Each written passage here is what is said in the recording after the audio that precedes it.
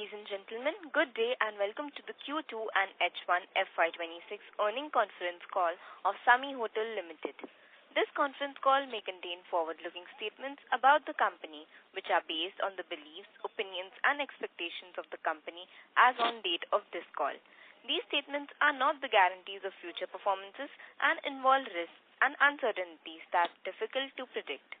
As a reminder, all participant lines will be in the listen-only mode, and there will be an opportunity for you to ask questions after the presentation concludes. Should you need assistance during the conference call, please signal an operator by pressing star, then 0 on your touch-tone phone. Please note that this conference is being recorded. I now hand the conference over to Mr. Ashish Jakhanwala, Chairman, MD, and CEO of Samhi Hotels Limited. Thank you, and over to you, sir. Thank you so much. Good morning, everyone, and welcome to Samhi Hotels Q2 FY26 earnings call. Thank you for taking out the time to join us today. I am also joined by our CFO, Rajat Mehra, Head of Investments and EVP, Kiana Das, Nakul, who is SVP of Investments. Our investor relation partner, Strategic Growth Advisors, are also on the call today. We have uploaded our Q2 financial year 26 financials and investor presentations on the exchanges and on our website, and I hope everyone's had a chance to go through them. This quarter marks an important milestone for Samhi, one where we have not only delivered another quarter of consistent operating performance, but also announced 2 transformational growth projects that expand our portfolio into new strategic markets. Let me start with a quick overview of the quarter before we move into the specifics. For Q2 FY26, our same-store RevPAR grew by 11.2% year-on-year basis to 5,026 rupees, perfectly in line with the long-term guidance of RevPAR growing between 9 to 11% CAGR. Total income for the quarter was 296 crores, up 11% on a year-on-year basis, while EBITDA grew at 110 crores at 14% increase, with margins improving to 37.3%. Profit after tax stood at 99 crores, which includes the reversal of a Navi Mumbai land impairment of 57 crores. Our balance sheet is in its strongest position since listing. Net debt to EBITDA has reduced to 2.9 times. Average interest cost has fallen to 8.5 times, and our credit rating has recently been upgraded to A+ with a stable outlook. In simple terms, our portfolio is delivering strong growth, our balance sheet is delevered, and we now have ample financial flexibility to fund next phase of expansion. Now, let me turn to what truly makes this quarter transformational, the growth projects we have announced. We are proud to announce Samhi's entry into India's financial capital with a landmark dual-branded hotel development in Navi Mumbai, which will redefine both Navi Mumbai skyline and also Samhi's future. This project, which is proposed under the Westin and Fairfield brands by Marriott, will be located near the upcoming Navi Mumbai International Airport and D.Y. Patil Stadium at the convergence of major infrastructure such as the Atal Setu and a growing base of commercial and data center developments. We are happy to contribute to the state's commitment to make Navi Mumbai a world-class city. The phase 1 of this hotel project will comprise around 400 rooms with the potential to expand to 700 rooms, making this Samhi's largest hotel by room count. This project is strategic for several reasons. It gives us a first presence in the Mumbai metropolitan region, filling a key gap in our portfolio. This is truly a transformational step that completes our presence across India's 5 largest office markets, Delhi NCR, Bangalore, Hyderabad, Pune, and now Mumbai. It extends our proven city center to new center strategy, similar to what we've executed in Gurgaon or Ring Road, Bangalore, and Financial District in Hyderabad. It positions us to benefit from the structural demand shift by large-scale infrastructure and corporate investments in Navi Mumbai. The cost to complete the phase 1 of this development will be about 650 crores, which includes land approvals and development costs for the initial 400 rooms, thus entailing a cost per key of about 1.65 to 1.7 crores per key, well below what would be considered replacement cost for similar projects in Mumbai. We estimate this capex to be staggered over a period of 3 to 4 years. The second major milestone this quarter is signing of a 260-room mid-scale hotel under a long-term variable lease in Hyderabad Financial District, one of India's fastest-growing office corridors. This is the third property in the precinct alongside the Sheraton and the Fairfield by Marriott. With this addition, Samhi will now operate across all 3 points in Hyderabad's most dynamic business district, a unique advantage in a market where Google, Amazon, and several tech majors continue to expand aggressively. The asset will be developed in partnership with the lessor, where the building shell, facade, and high-side services are to be delivered by the developer, and we will only invest in fit-outs post handover of the building. This structure minimizes upfront capital and shortens the capex to revenue cycle, perfectly aligned with a capital-efficient growth philosophy. Our W Hyderabad in High-Tech City, a 170-room luxury development under W Hotel brand, is progressing as planned. Design development is in final stages, building modifications are underway, and mock-up rooms will commence in Q4 of FY26. We're targeting a December 2026 opening, which will be a marquee addition to our portfolio. Once operational, W Hyderabad will elevate our ARR profile and significantly augment same-store growth. Work on the Western Tribute Whitefield Bangalore and other initiatives continue as planned. Across the portfolio, we now have over 1,500 rooms under active development or rebranding, which will take our portfolio to over 6,300 rooms in near future. With this, I'll now hand over to Rajat to take you through the detailed financial performance. Thank you, Ashish. Good morning, everybody.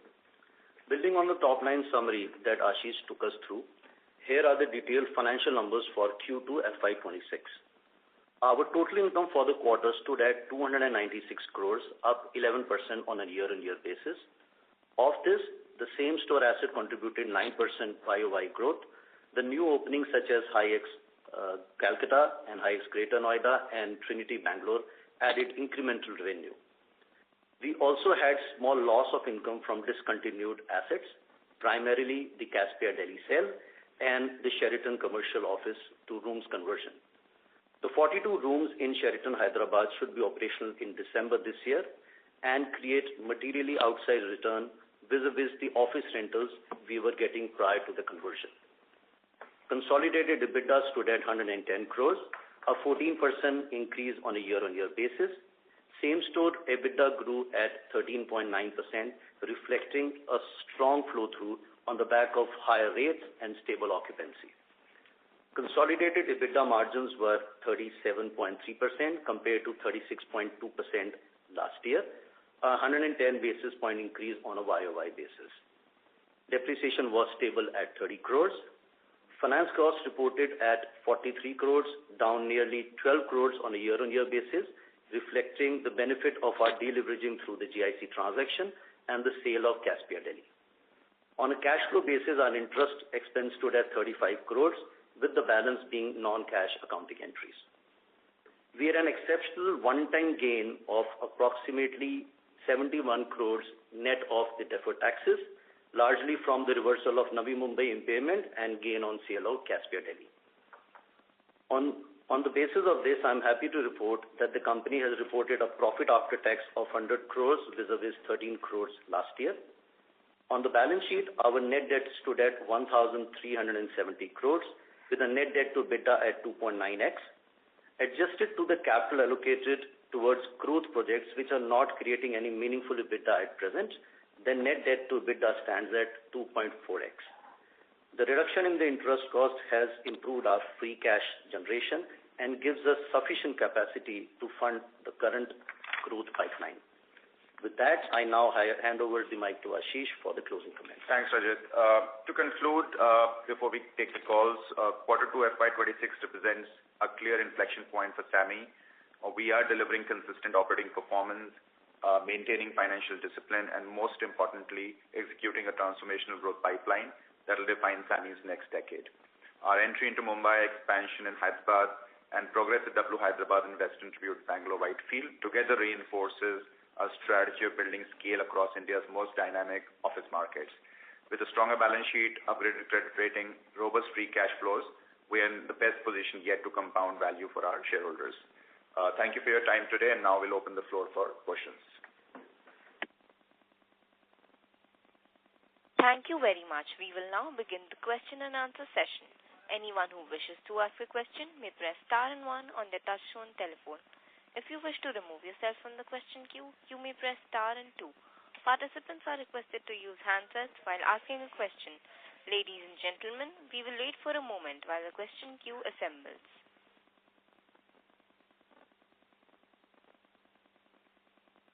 The first question is from the line of Saurabh Srivastava from Arista Consulting. Please go ahead. Hello. Good morning, everybody. Am I audible? Yes, Saurabh, you are. congratulations on a good number. Now, sir, my first question is that though you people have been able to trim down the leverage, but it's still on a higher side, and some projects are coming which are also will be requiring a lot of money.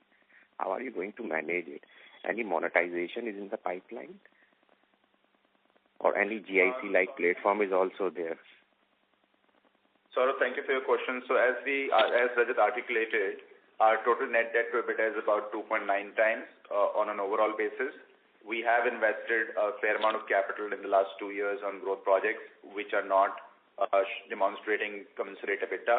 If we were to only take operating assets and the debt on them, it's about 2.4 times.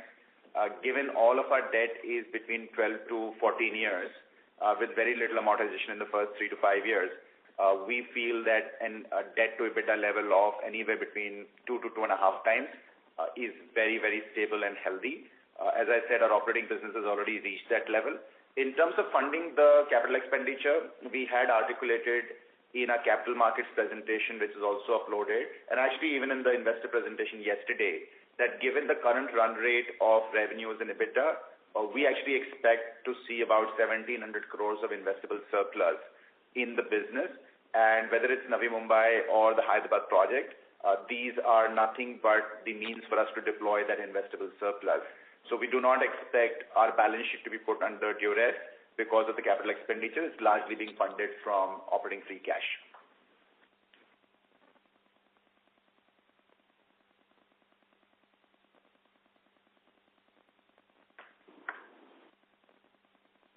Can we move to second question? The next question is from the line of Prashant Biyani. Please go ahead. Thank you. Thanks for the opportunity. Sir, while in Q2 we have seen occupancy declining due to travel restrictions, how do you see the organic travel demand as per your Samhi Intel software? So Prashant, thanks so much. So quarter one and quarter two, and as a management team, we hate citing events, right? I mean, whether it was India, Pakistan or anything, but nevertheless, the first half of the year had a lot happening for the sector. First, the India-Pakistan issue, then we had the Ahmedabad crash, and then we had some of the worst monsoons across the country. I think it did have some dampening effect. But what we've seen, Prashant, starting September, that any week that is clear of any event has seen a very strong revenue run rate. So with that, as businesses come back post-Diwali, till of course till the end of the year, we do expect to maintain a significantly higher growth momentum than what we have seen in H1. So in summary, we expect the H2 to remain significantly ahead in terms of RevPAR, in terms of occupancies, in terms of total revenue than what we have seen for H1. And Prashant, I'll take back our conversations to demand and supply, right?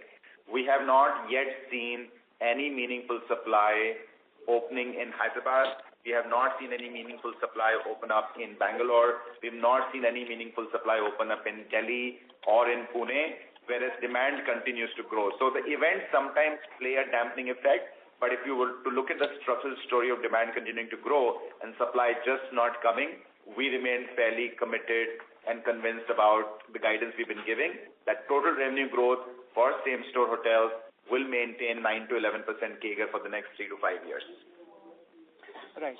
And in particular for our mid-scale segment, we saw ADR sharply grew, but occupancy dipped. Is there any hotel-specific factor, or this is a general ADR strategy for the segment that you are following? So, Prashant, what's happening is, and even in the mid-scale, there are two segments for us, right? The Holiday Inn Express platform, which is mid-scale, and the Fairfield and 4 Points, they're upper mid-scale. In the upper mid-scale, we saw a fabulous rate growth in some of the markets like Bangalore, where the ARRs almost have grown, mid-teens to high teens actually, and therefore clearly we are juicing out the opportunity in terms of rate. In the Holiday Inn Express, the mid-scale space, the rates have grown, the occupancies have actually kind of declined slightly, largely because last year we had some group movement which were not repeated this year. So nothing to worry. It was effectively an incident that happened last year which had given us a boost of occupancies. This year we expect them to be more natural, but the good news is the rates continue to grow. Right. And so for the Mumbai asset or the transaction that we did in Mumbai and for the new Hyderabad property, both these would come in the platform or under Samhi standalone. And just one question connected to it, the new Hyderabad hotel, we would be operationalizing by when? So first question, both these assets are with Samhi. They're not part of the GIC platform. So both these hotels will be with Samhi or its 100% subsidiary. So that's number one.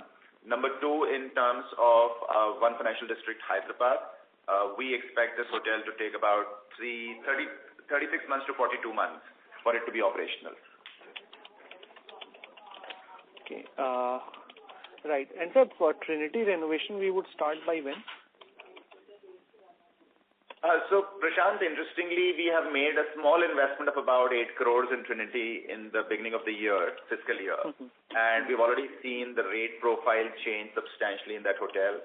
We will make staggered investments in this asset. I think the next round of investment will happen in the summers, let's say post-February and March. Should be around 20 crores, 25 crores. With that, we actually are fairly confident that Trinity will reach its underwritten expectation. So we thought that originally we have to invest about 70-80 crores to get this hotel to be at circa 10,000 rupees average rate. We had bought it at an average rate of about 5,000 rupees. We actually think that we would invest about 25-30 crores and not the 70-80 crores to get to that intended average rate.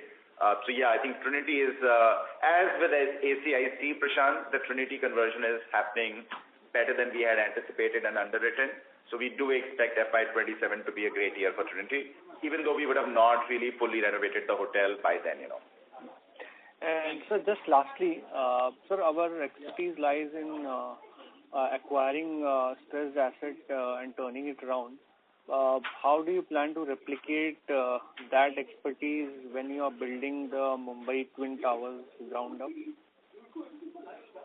So Prashant, interestingly, Mumbai came as a part of an acquisition because this was ACIC acquisition. And our excitement is that our underlying land cost, while book value was 71 odd crores, our actual cost that we paid for the piece of land was like 26 crores, right? So when you start a development in a market like Mumbai with an underlying land cost of 26 crores, we remain pretty excited that this is going to be a mid-teen ROCEs investment for us. Let's make no mistake, we've done developments in the past like Courtyard Fairfield, Bangalore, which, as you know, have turned out to be extremely successful for us. So our specialty lies in dual-branded hotels. We've done that in Courtyard Fairfield, Bangalore. We think repeating that with a Westin and Fairfield in a market like Navi Mumbai will be very exciting. So we have all the skill sets of development. We have all the skill sets of choosing the brand partner, of asset management. And as I said, in the end, Navi Mumbai is a gift through an acquisition. Would we have bought a piece of land in Navi Mumbai for 80-90 crores? The answer is no.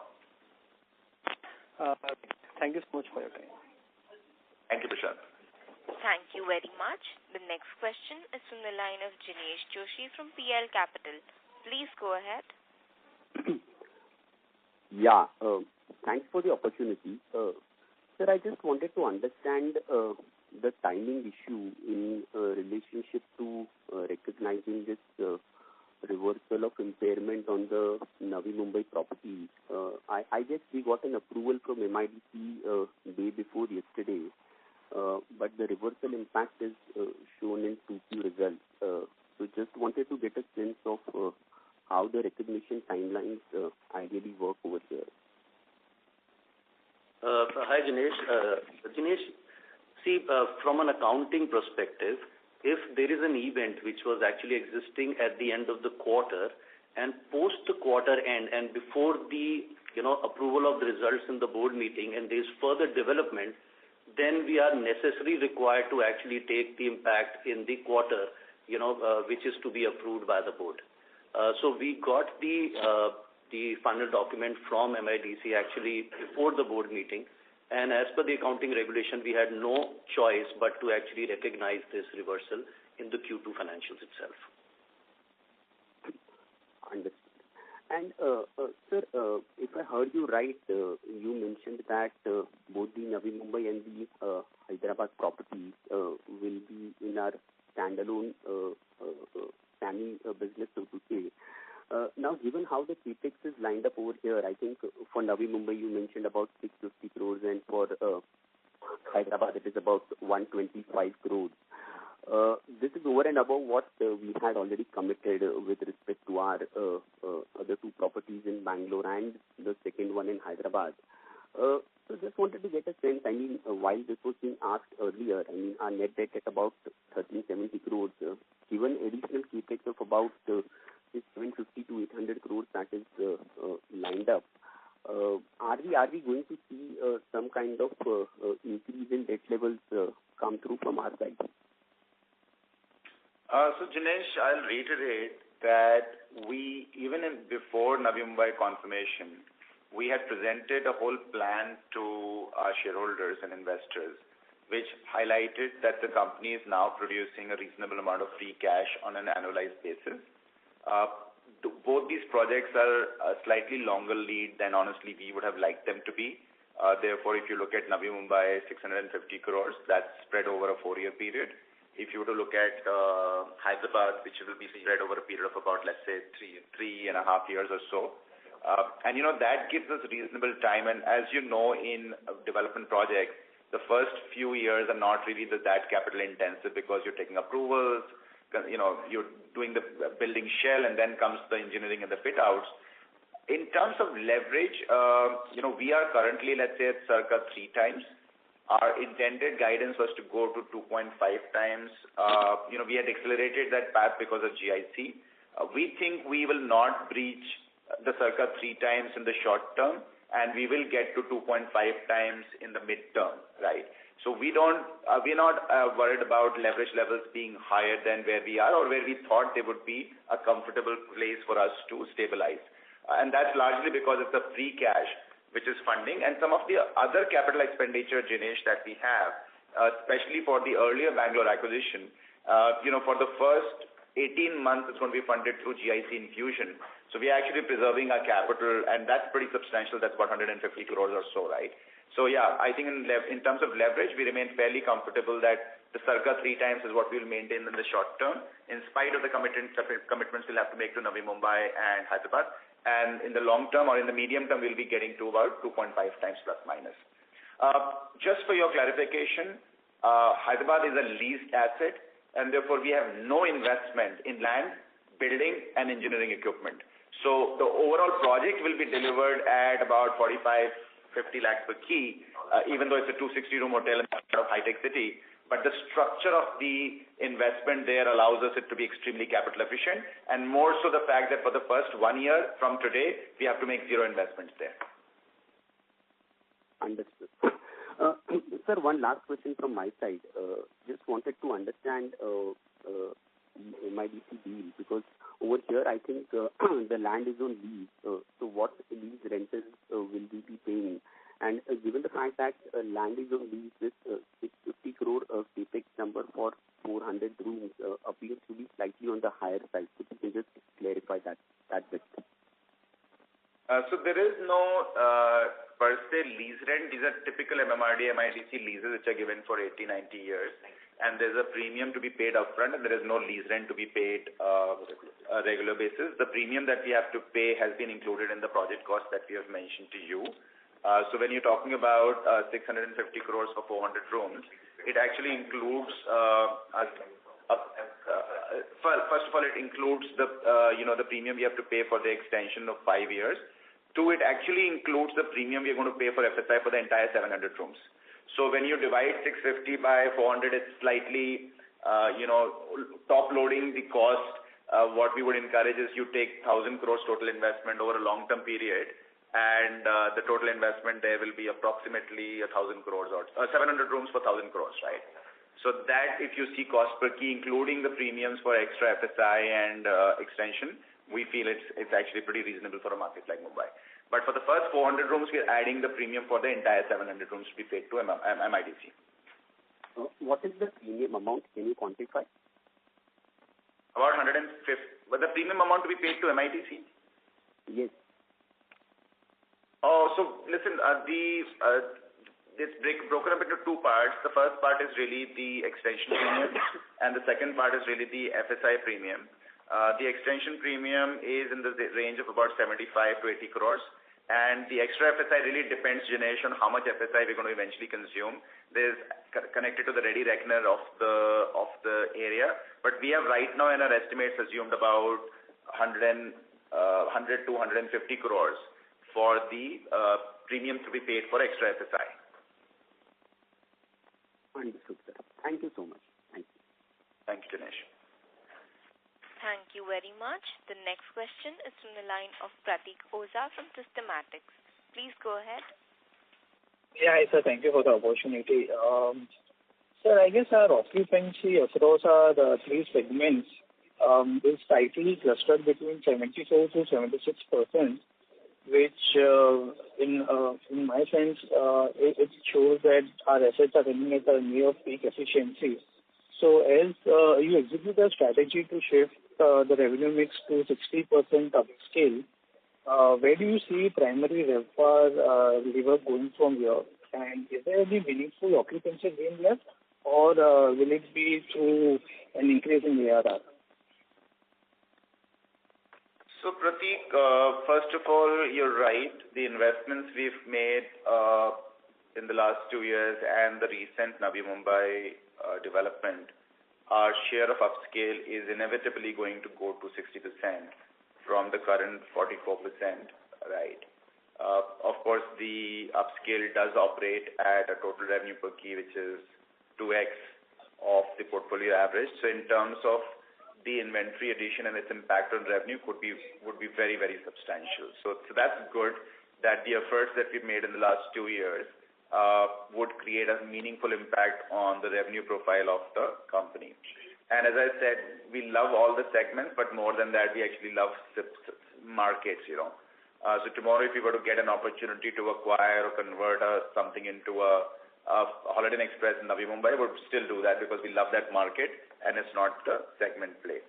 In terms of occupancies and how much headroom occupancies have, see on the current state, we think an occupancy level which is between 75 and 80% is where business hotels would stabilize. We unfortunately, as of today, do not see a lot of urban leisure in India, which means like Singapore or London. We're not seeing a huge volumes of people traveling to cities for leisure, which would have otherwise given us, occupancy levels during long weekends, holidays, and so on and so forth. So we continue to see that those dips during the year, and therefore year-round occupancies for business hotels, I would be comfortable guiding anywhere between 75 and 80%, and that's really the headroom. In the long term, I do believe that with the growth of disposable income, better air infrastructure, the growth of social infrastructure in India, rock concerts, IPL matches, and so on and so forth, I think there is a huge latent opportunity for hotels in the big cities. And as and when that opportunity starts playing out, you would see occupancy levels go to 85% or so. Don't forget, we are sold out Tuesday, Wednesday, Thursday. So when we start backfilling the holidays and the weekends, the opportunity is phenomenal, but I really can't put my finger to when will that happen. It's really a structural shift. Therefore, when we guide towards 9 to 11% same-store growth, we believe majority of that will actually come from the repricing. And we have seen repricing playing out really well. One would be worried if, we've hit a peak. I don't think so. Markets like Hyderabad, Pune, Gurgaon continue to operate at a significant lower pricing levels than even a market like Bangalore, right? So actually we think there is a reasonable headroom for average rates to grow in several markets that we operate in. And combination of the two would deliver us that between 9 and 11% total revenue CAGR of over a 3 to 5 year period for same set of hotels. Of course, we have hotels in our portfolio which are due for rebranding, renovation, and those hotels would bring the above average performance in terms of total revenue growth and setting the company, I think, on a path of a 17-18% CAGR for the next 3 to 5 years. We've not recomputed that with Navi Mumbai, but even before Navi Mumbai, we thought we should be able to get that over a 3 to 5 year period. Yeah, so that's helpful. So second question is on your just two new developments. One is your massive 700 greenfield development in Navi Mumbai, and the second is on the 260-room long-term lease, variable lease model in Hyderabad. So going ahead, how should we see these two models? I mean, when you enter into a new market, will it be a mix of these two models, or will we be going more towards the lease model? So I'll reiterate, Prateek, that Navi Mumbai was an outcome of an acquisition that we had made. On our own, are we looking for pieces of land to build hotels? The answer is a flat no. We are not looking to buy pieces of land to build hotels. That is not our business model. Obviously, sometimes we acquire portfolios which bring land parcels. So to be very clear, no, we are not looking for active land acquisition for hotel development. That process is way too long. And also you end up paying market prices for land in India. So therefore your total cost becomes either at or at premium to replacement cost. Another business that we are not interested to run. So that leaves us with sticking to two set of opportunities for ourselves. One is really the classical M&A like the Trinity in Bangalore, where we find an undermanaged, underperforming hotel and we can acquire that to reposition that hotel. And two, we are actually, I must tell you, we are really surprised about the success we are getting in securing long-term leases. 2 years back when we articulated this and we said about 13% of our revenues come from long-term variable leases, we expect that to go to 20% to 25%. We had our work cut out for ourselves because convincing people to give their properties for 50 to 60 years, no guarantees, only a percentage of revenue, for them to invest their capital in land building and equipment, it doesn't seem like an easy task, right? But I think our reputation and what we've delivered so far in that space is making us build a really strong pipeline of variable leases. And I can tell today, if I look at my future pipeline, a large part of our actionable pipeline is actually variable leases, which is good news for the company because the cost per key in a variable lease is at a substantial lower level to what it would be for a freehold, right? So yeah, I think the future continues to be about M&A and the future continues to be about securing long-term variable leases. Acquiring land for development is not part of our business plan. Got it, sir. Thank you so much, and all the best for the upcoming quarters. Thank you. Thank you, Prateek. Thank you very much. The next question is from the line of Samarth Agarwal from Ambit Capital. Please go ahead. Thanks for this opportunity and congratulations on a great quarter. Just a couple of clarifications. In the result note, it's written that company has received a letter from MIDC confirming the extension of development period. So would it be correct to assume that there's no caveats to the land and like Samhi is free to basically develop and own the asset for as long as they can? That's right, Samarth. Otherwise, we would have not taken the call to recognize the reversal of impairment. So there are no caveats. We have been given an extension of up to 5 years to complete the project, and we are taking the steps that are required to give effect to that, really. Understood. And in slide 11 of the presentation, you've given a list of the key commercial micro markets, basically the ones you're looking at. So some of them we are present in and some of them perhaps we are looking at. So going forward, will the growth strategy be to more towards solidifying presence in the micro markets you are present in, or perhaps extend it to these markets you have mentioned in the presentation? So Samarth, this slide 11 is really critical because what it tells you is that we can maintain a very strict market discipline and yet not compromise on growth opportunities. So we've always maintained that our investments have been guided by growth of office and aviation markets, and the cities and the micro markets you see on that table, and there will be more beyond that, but this is more illustrative, are where we feel that the bulk of the office space and aviation markets tend to, influence. We would like to see over a long term all the white boxes have a hotel from us, but this is a game of patience. Because as I said, if we were a builder of hotels, we would have just gone and bought land and built hotels in all of those spaces. That's not what we do. So in several markets, we will wait others to build. We will wait for the right market cycle or asset cycle to produce an opportunity for ourselves, and that's when we think we can make our presence there. I mean, I'll give an example. North Bangalore, we have all blanks, right? Because right now it's a market driven by greenfield development, and we'd like to stay away from that till such time that market evolves and develops. And we're fairly confident over a period of time we'll find either a market opportunity or an asset opportunity to give us an entry into that market, right? So I think this is the whiteboard of opportunities for us. It keeps us very disciplined on not taking a risk on demand, and it puts the team's focus razor sharp on where we think the returns are in the future. So this is pretty much the football field for Samhi to look at M&A and leases. Understood. Very clear. And just a second question on the pipeline. So most of the partnerships for the upcoming hotels are different brands of Marriott only. So I understand the history and the relationship that the team has with the Marriott team. But is there any specific reason why it's mostly limited to Marriott and not perhaps any other brand, Samarth, it's not my job to market Marriott on a call like this. Because if I give you all the reasons, it will look like as if I'm marketing Marriott here. I think we have respect for all operators. We remain open for business with all operators. We have a huge relationship with Marriott. We have a shared services center. We operate with them in Bangalore.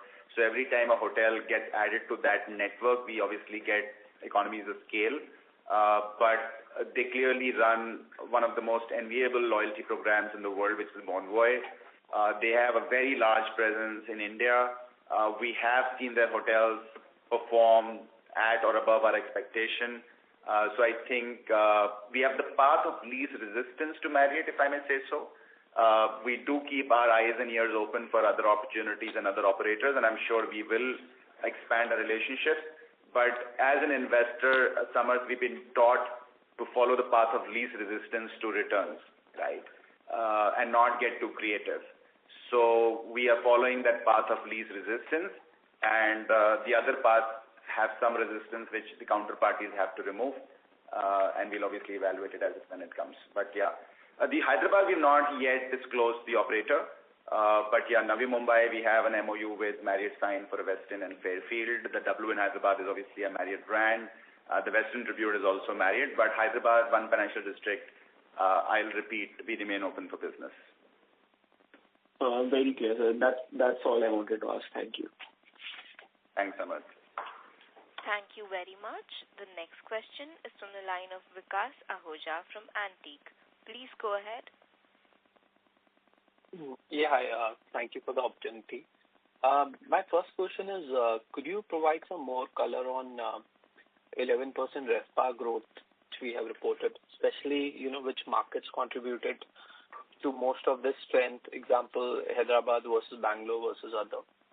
Also, on expansion, the Hyderabad edition, it's pretty clear that, that city continues to report one of the best ADRs. For this Navi Mumbai, could you clarify whether the decision was primarily driven by proximity to the upcoming international airport, or whether, it's a targeted expansion to broader the presence in region like Mumbai, because we were not there. So Vikas, thank you. So for Navi Mumbai, let me be honest, this land came as a part of the ACIC acquisition, so we can't claim brilliance about selecting this piece of land. Having said that, we've kind of worked hard with the administration to retain the site, and that effort was for a reason, And I think it's not just the. So what I would request is if you see the slide number, the slide numbers 7 and 8. One of the big themes we have seen, Vikas, play out in India over the last 15 years is shift of economic activity from traditional city centers to newer business districts. And we saw that how 20 years back, Connaught Place, Nehru Place was the epicenter of office activity in NCR, and today actually it's Gurgaon and Noida to some extent. If you were to talk about 15 years back, 20 years back, when I was in Accor, the whole focus was finding an opportunity in Hyderabad city center. Today, you would not even talk about that, and you'll focus about opportunities in high-tech city, Gachibowli, financial district. Same thing has happened to Bangalore. Today, we are able to sell a Courtyard by Marriott at a premium on Outer Ring Road to a premium to sometimes JW by Marriott in Bangalore city center, right? What we have seen is that given how Indian urban environment operates, which is very limiting, the newer areas tend to benefit the most because of better infrastructure, critical mass, and of course the entry price for large corporates. We think this shift in Mumbai to Navi Mumbai was planned for almost 50 years, right? It couldn't happen because of lack of infrastructure. And kudos to the new government that they have resolved the infrastructure in the matter of the last 5-6 years. So today for you to go from South Bombay or Central Bombay to Navi Mumbai using Atal Setu is kind of without any friction. Add to that the fact that Navi Mumbai airport is 110 million passengers planned. Current airport is at about 45-50. Delhi is already touching 75-80. And there's no reason why Navi Mumbai airport will not start getting filled up before we all know. So if you look at the way the economic activity will shift from, not necessarily from, the new economic activity will concentrate itself in the island. Mumbai will remain to be what Mumbai is. But I think it's not just the airport. You have Seawood Grand Central by L&T. You have Mindspace in Junanagar. You have the Dhirubhai Ambani Knowledge City. You have the Reliance Corporate Park in Ghansoli. You have the data center developments by Prestige, Adani, Connex, Work, City, etc. You have industrial demand from Turbe and Mahape. You have the Citco Exhibition Convention Center, the D.Y. Patil Stadium. I mean, there's so much happening in Navi Mumbai. And our site sits right in the center of all of this. So south of our site is airport, north of our site would be Mindspace, the Dhirubhai Ambani Knowledge City. On east of our site will be the whole data center development, right? So I think as economies tend to grow, which is more focused on technology, AI, you would see Navi Mumbai benefiting a lot because all that data center tech development is more favorable in Navi Mumbai given the land cost rentals than it would be in the island. So I actually think our call to make a large 700-room investment, that is considered basis both the pace and the density of development that we will see in Navi Mumbai from now over the next 10 years. I often tell people that Courtyard Fairfield Bangalore created Samhi 1.0. It was a 330-room development which we undertook in Outer Ring Road, Bangalore, not Bangalore city center. Today, that courtyard runs highest average rate for many Marriott hotels in the country. We're crossing almost 200 crores top line, 100 crores EBITDA on that asset. I think Navi Mumbai is the start of Samhi 2.0. This 700-room hotel will redefine how Samhi would be over the next decade, just as Navi Mumbai will redefine Mumbai's place. Today, Bangalore absorbed 7 million square feet of office space in the last 6 months, right? And Mumbai was less than that. There is no reason over the next 4 or 5 years, Mumbai, supported by Navi Mumbai, will not catch up to office space absorption as equivalent to Bangalore, right? So I think our excitement emanates from urban planning trends, and they're very long-term and structural in nature, and that's why I said our programming for 700 rooms, I will repeat, the site came as a gift in the ACIC acquisition. We have very little underlying land cost, and therefore our ability to take a bold call is easier because we have to solve for return on construction cost, which, as you would know, Vikas, is much easier than if we had to take a call on return on construction plus market land cost in Navi Mumbai today. That would have been a hard call. In terms of RevPAR contribution by cities, actually what we've seen is Hyderabad, Bangalore have grown really well. Pune has seen a pretty good uptake, but that's largely because our high frequency Pune has really outperformed. But generally that 9 to 11% is spread evenly across cities, because as I can see it. Sure. This is very useful. I have one more follow-up. So if we talk about, the overall rates, so if you can give us some maybe color on how rates are shaping up in October. Have we seen momentum picked up meaningfully, especially in the first part before Diwali? And how you are viewing November, given that relatively it's a clean month with no major festivals, especially compared to last year when Diwali fell in November? This is my last question. Thank you. So because what we've seen was that from 10th September or 15th September till pretty much the week before Diwali, we saw fabulous business coming across the portfolio. We had some record daily run rate numbers show up on our dashboard. And I think that, more than any guidance on November, gives us the confidence that the need for business travel continues to be very strong. Of course, October this year we had Dussehra and midweek Diwali, so wasn't necessarily didn't show the right numbers, but you're absolutely right. The expectation was that from this week onwards, till pretty much a week before Christmas, New Year, or let's say 10 days before Christmas, New Year, we should see pretty good numbers. So I think business on books, pays, clicks on websites, all of those trends continue to be fairly robust for the current quarter, and also for actually quarter 4, which Vikas is the best quarter, because quarter 4 sees both quarter 3 and quarter 4 sees the same run rate for a normal day. It's just that quarter 3 has many less normal days because of holidays compared to quarter 4. So for us, the most fun quarter is actually quarter 4, from 10th, 15th January till 31st March. But even November and the early parts of December show pretty good signs.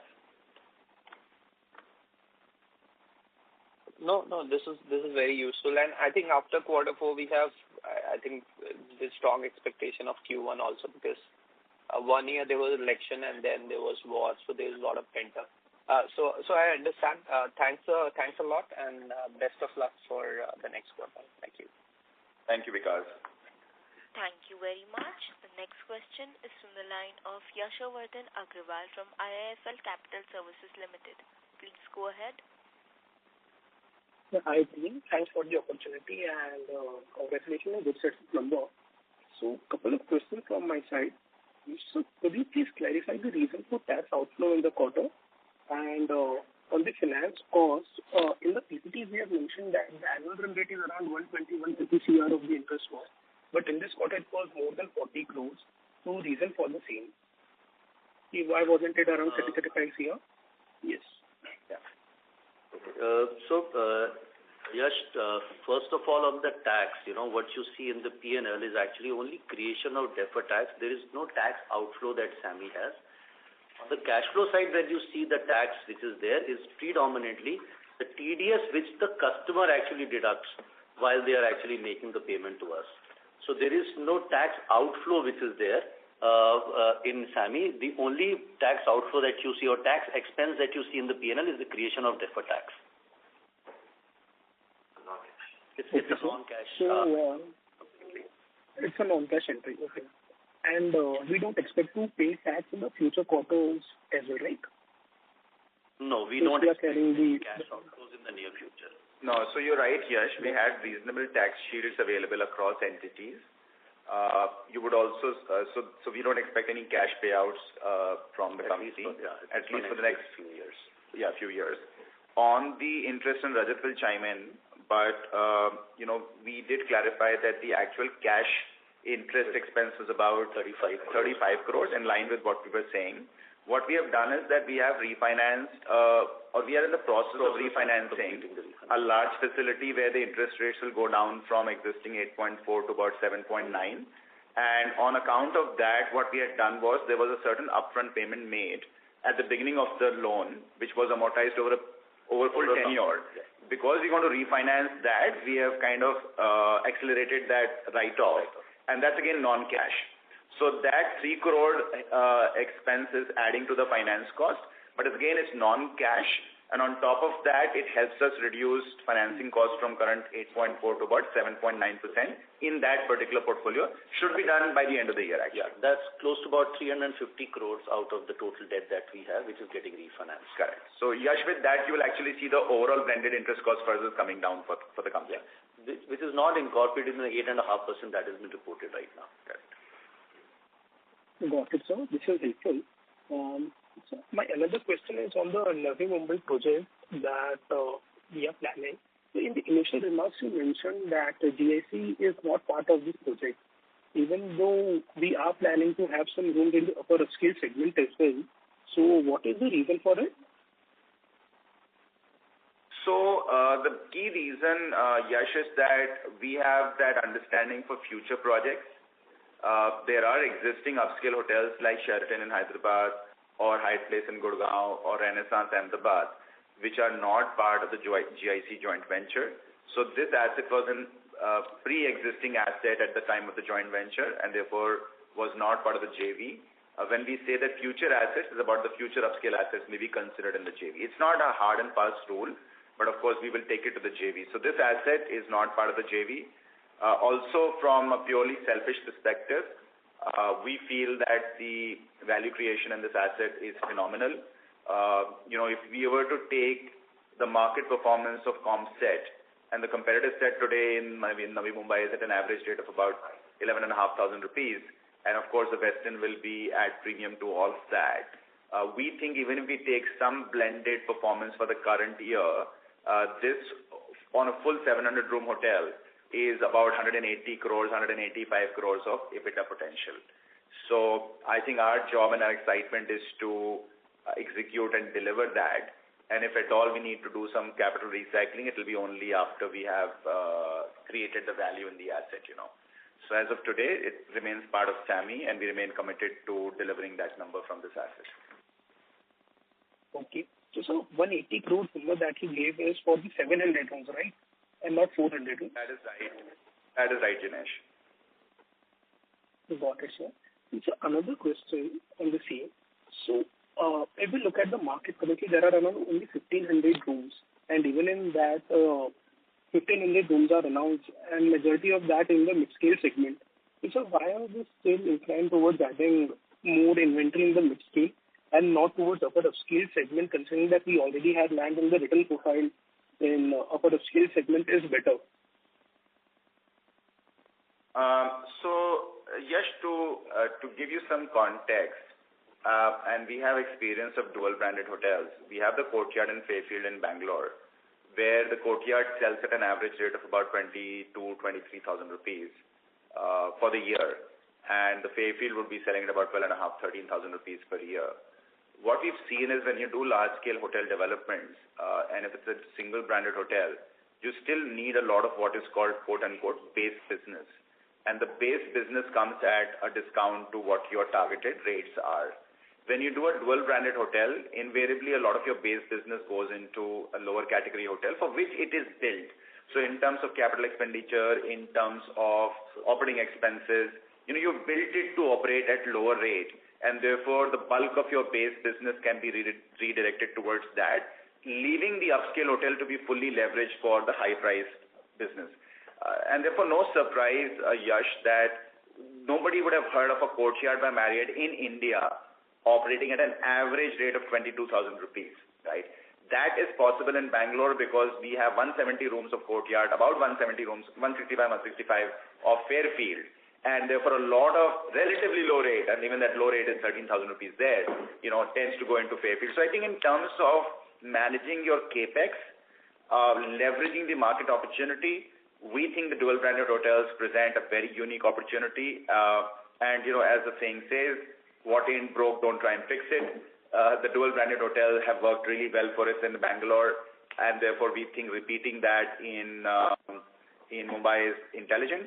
We have debated and deliberated this enough with the operator as well. So it is not just our and our board's point of view. The same point of view has also been revalidated by an operator of Marriott stature, where they also feel that dual branding will help us get the highest yield from the asset. The highest rate will come from a single branded hotel because obviously the Fairfield will operate at a discounted average rate, but we're not chasing rate or RevPAR, we are chasing return on capital employed. And I can assure you that the highest return on capital employed will come from a dual branded hotel in that location. Got it, sir. Got it. So that's it from my side. Thank you and good luck. Thank you, Yash. Thank you very much. The next question is from the line of Murtuza Arsiwala from Kotak Securities. Please go ahead. Hi, Ashish. Congratulations on getting that extension in Navi Mumbai. Just a question, something that I've been debating in my head as well. When I look at your revenue mix, obviously the upscale seems to have a higher revenue contribution relative to the number of feet.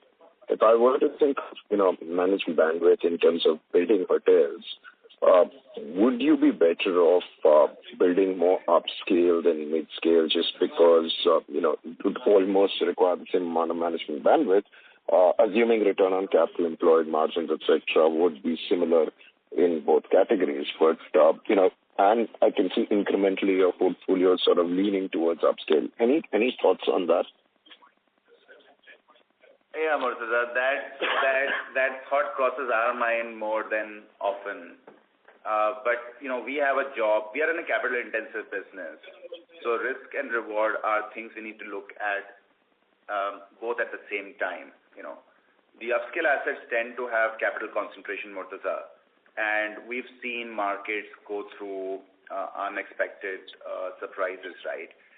And our job here is to make sure that we do not create a concentrated pool of capital in an asset or in a market. So we are pretty dispersed across all office markets today, right? I think there is more effort in mid-scale for sure, but we've also seen that over a very long period of time, the mid-scale tends to give you a more measured returns vis-a-vis the risk. So when the things are going really well, you can see a lot of excitement in the upscale because the revenues are covering up for both the capex and the opex. But in cycles where revenues tend to get slightly tight, we've seen the mid-scale, because of the lower capital intensity both in capex and in opex, tend to hold their head, more firmer than upscale sometimes, right? So you're absolutely right.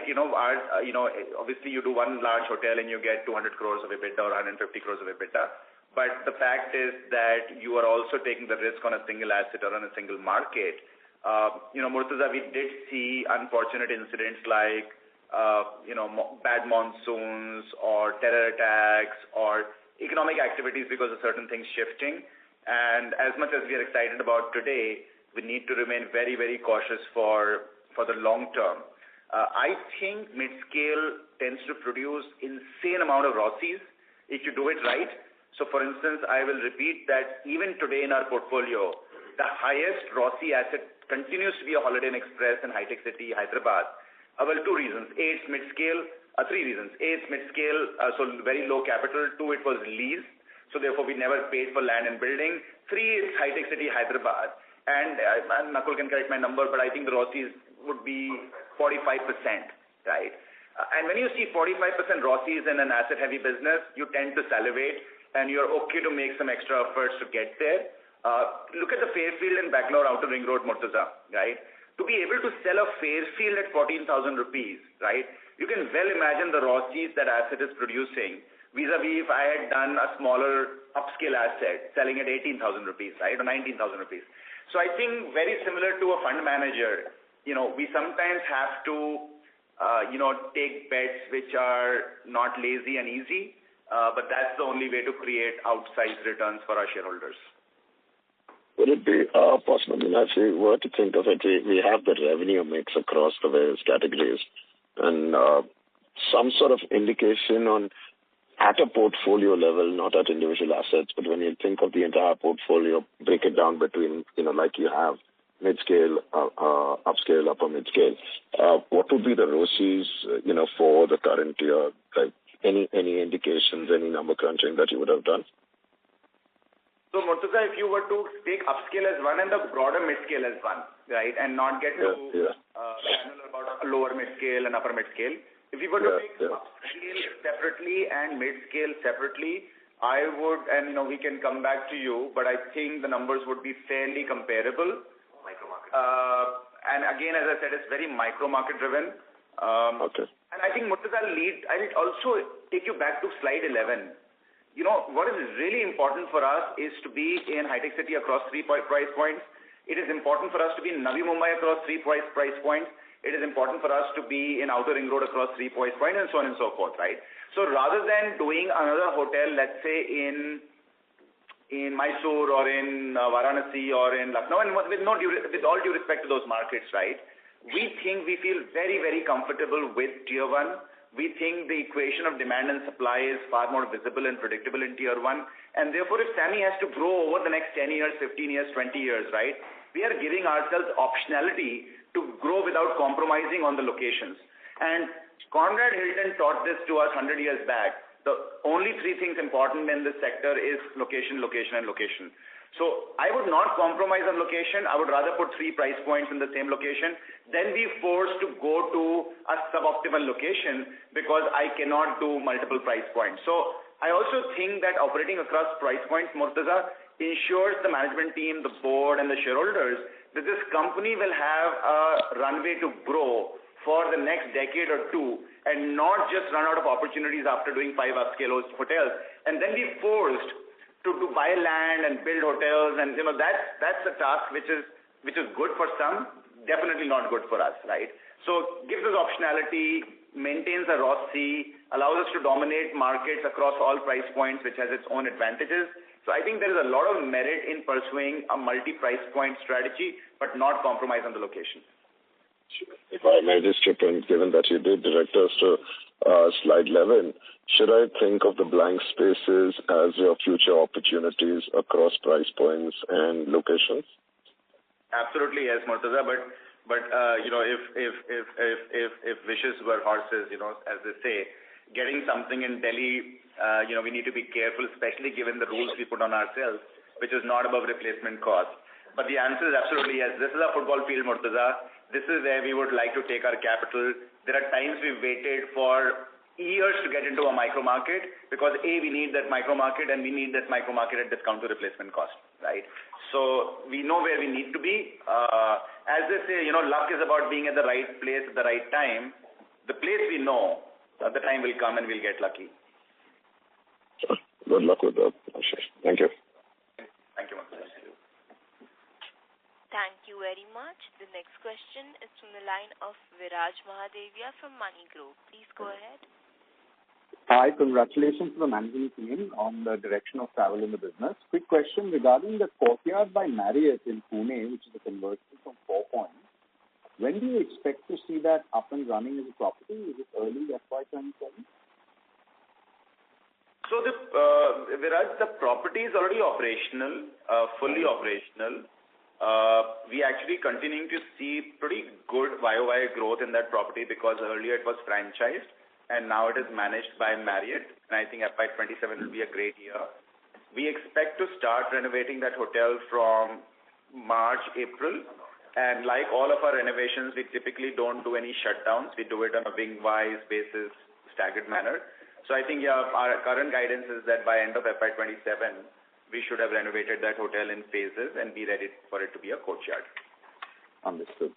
Also, the point you mentioned on refinancing of your debt, would you say that the interest cost could come down to sub 8% starting FY27 onwards? Is that possible for your entire debt stack? So, basis the current benchmarks, and Viraj, interest rates are highly dependent on the benchmarks. If you were to freeze the benchmarks where they are today, I think very possible that our overall financing cost will come sub 8% in FY27, largely because a large debt that we have, we can only refinance it in May, right? Before that, we have some refinancing costs. But FY27, clearly our target is to bring the total weighted average cost of financing below. As per the plan 8%. That we have, it's reaching to 8% by FY27 with the current benchmark. See, the latest refinancing that we've done, Viraj, is actually at 7.9%. And also, let me clarify how we get to 7.9. The actual coupon is going to be 7.55.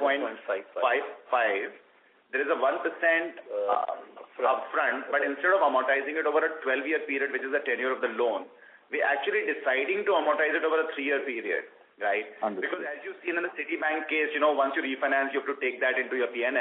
And we think that the credit rating of the company will keep improving every year. So we should not bind ourselves to certain interest rate benchmarks for the long term. So what we are doing is we are taking an accelerated accounting for the upfront, and that's how it actually gets to 7.9%, right? Otherwise, the coupon will be actually 7.55%. And cash outflow. Yeah, we actually think that therefore 7.98 is what we will now push hard for. We are already at A+. We think that if we continue to deliver these sets of numbers, we should keep doing better on our rating. So that's really the expectation here. Fantastic. And if the RBI were to cut rates, obviously you would have that as additional benefit, right, on the benchmark? Yes, quite a bit of our loans are actually linked to repo. So the moment there's a reduction in repo, it straight away flows to our interest. How much of your overall loans are linked to repo as a percentage? Close to about 55 to 60 odd percent would be linked to repo. Three categories. There is small, which is fixed, about 20%. And the balance, let's say 20% would be linked to MCLRs. Yes. And the 60%, 55-60% would be linked to repos, Viraj. Fantastic. My last question is regarding, transferring incremental properties to the GIC joint venture platform. Do you see incremental properties over the next 1 or 2 years from your upscale being monetized and transferred into that platform, which may ease some of the concerns that investors have had around leverage and your capex commitments?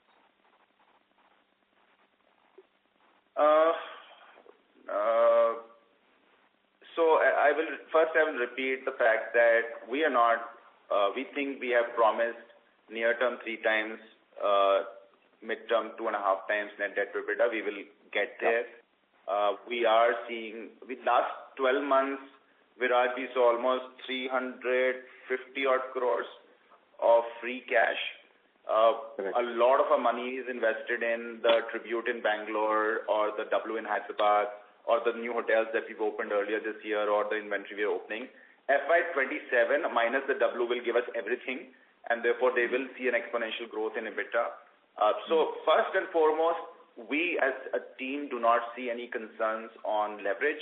Our investable surplus is adequate to fund everything we have committed to so far. That's number one. Number two, about transfer to the GIC asset is dependent on the value accretion and not solving a leverage problem, right? Absolutely. So I think for us it's about if we can extract the right value and use it to fund future growth. Future means beyond what we have, Viraj, right? Yes. We will consider that, but as of today, we don't need to.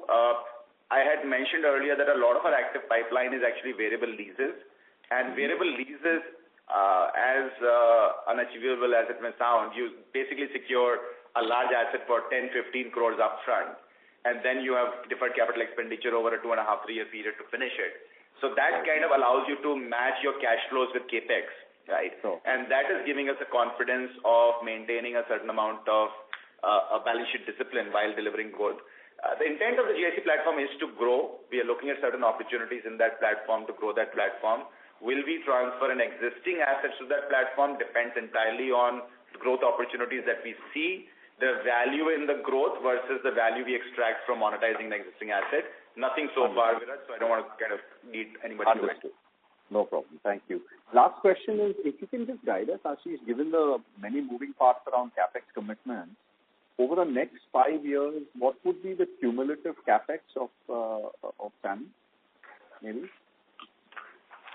Just a second. Is it close to about 1,000 crores? So, the total capex before Navi Mumbai was 1,100 crores, of which part of that was to be contributed by GIC. So on our own, the total capex was about 850 crores, right? And Navi Mumbai, we need to add to that, which is the first phase, is about 650 crores. So about 1,500 crores. 1,500. Correct. 1,500 is the total capex. Understood. Thank you very much. All the best. Thank you so much. Thank you very much. The next question is from the line of Rajiv Bharati from Nuvama. Please go ahead. Yeah, good afternoon. Thanks for the opportunity. So on the Navi Mumbai asset, the cumulative capital employed without the working capital includes the 70 crores write back which you have done, is it? The 1,000 crore number? No, it does not. Okay. Good. And second part is, this Hotel Aviate report which we have seen, came in October, talks about 1,400 odd rooms in Navi Mumbai. I'm not sure whether it includes your announcement as well. But what is the visibility, for example, acceleration in terms of the overall capacity which would come in the next 5 years, seeing what you are seeing otherwise? So Rajiv, Hotel Aviate and HVS and STR are three sources. And all of those three sources are indicating about 1,500 rooms to be added. Does not include our asset. So when you add our asset, that will take it to 2,200 odd rooms. I think two things. One is, of course, we've seen only about 60% of the all announced projects ever being delivered in India. Two, we should also be prepared for more hotel development to come upon in Navi Mumbai Airport precinct. Of course, it will take its own time, but we should be mindful as investors that there will be more supply coming in at Navi Mumbai International Airport.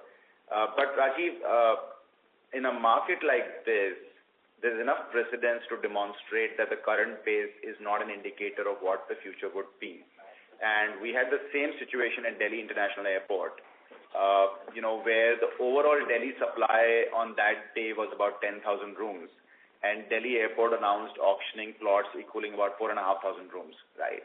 So, on a high level, you thought, 50% supply increase, all of that concentrated in a 2-kilometer radius. But as we've seen, Delhi Airport precinct has really done exceedingly well because it has been well supported by a massive infrastructure next to it, which is the airport, I think Navi Mumbai will see a very similar transformation that I don't think we're going to stop at 1,500 rooms or 2,000 rooms, or I think Navi Mumbai will eventually be a 5,000-6,000 room market over the next 10, 15, 20 years. But at the same time, it will be backed by a massive 110 million passenger airport and all the data center office developments that you're seeing around it. So you would see a completely new city emerging here. Much like Delhi Aerocity or Outer Ring Road, Bangalore, where there were no hotels 10 years back, really, right? So I think in newer precincts, Rajiv, sometimes taking existing supply, adding proposed supply is not the right mathematics. I know sometimes we all do it, but, the whole thing is about understanding the nature and the size of demand which is being created. And unlike many other things, Rajiv, like office developments or IT parks, the only one development which guarantees demand is an airport, because, it's regulated. The current Bombay airport is tapped off at 45-50. The new airport is being built for 110. So I think airport brings a very high degree of assurance of how demand will be created. So we are prepared for supply. And actually, when we look at our guidance of 180 odd crores, 185 crores EBITDA from this asset, when we open this, Rajiv, interestingly, it assumes that the RevPAR freezes to current levels, So we are already making an assumption that the RevPARs will remain to be the same in 2030 as they are in 2025. And we are all gunning for the fact that we'll be proven miserably wrong and the RevPARs would continue to grow at 5-6% a year. But we are making that assumption because we don't know what will happen to supply. So we need to be prepared for it. Sure. That's all from my side. Thanks a lot, and all the best. Thank you very much. The next question is from the line of Ishmahit Arora from Soik Research. Please go ahead. Hi, sir. Congrats on getting the Navi Mumbai asset in place. Sir, our question is that in H2 of this year, we expect the ballroom renovation and the new inventory to kick in, right, which wasn't there in H1 of this financial year? That's right. So H1, if you ask me, we had no ballroom in Sheraton Hyderabad, we had no ballroom in Hyatt Place Gurgaon. Some inventory in Hyatt Place Gurgaon was under renovation because of the adjacent work around ballroom. And then the hotels that we opened in Calcutta, Greater Noida, new inventory in Bangalore, all just in the first few months. We also delivered additional rooms in Sheraton Hyderabad. We are in November, in November, in the next few days or 2 to 3 weeks. So Q4, we will get a clear run for all of that new inventory and hotels, and it's also a great quarter. So what happens is that you are pretty much sold out Tuesday, Wednesday, Thursday in that quarter. So as you deliver new inventory, the absorption is pretty quick actually. Got it, sir. That was my only question. Congrats to the entire team on getting the asset, and hopefully, basically, we deliver for the shareholders and also the stakeholders in times to come. Thank you so much, Ishmat. Thank you very much. Ladies and gentlemen, due to time constraint, that was the last question. I now hand over to the management for closing comments. Thank you everyone for your time. I know we've taken a lot of your time today, but it deserves it. I will repeat that I was excited about when I started Samhi in 2011. It has taken us 14 years to get to an inflection point where the company is now producing a lot of free cash to fund its own growth. We are even more excited about the fact that we've been able to secure avenues to deploy that capital. As we see that companies have different problems in different cycles, we had a problem of leverage till about 2 years back. And in the last quarter, there were a lot of questions around us about growth. I think we have the free cash, we have the growth opportunities for ourselves. I couldn't be more excited about Samhi over the next 5 to 10 years. A lot of our value creation is now in execution. So we'd like to go back to our desk and make sure we execute the promises that we made for you. Thank you for your time, and we'll speak to you soon in January, hopefully. Yeah. Thank you so much. Thank you so much. Thank you very much. On behalf of Samhi Hotels Limited, that concludes this conference. Thank you for joining us, and you may now disconnect your lines.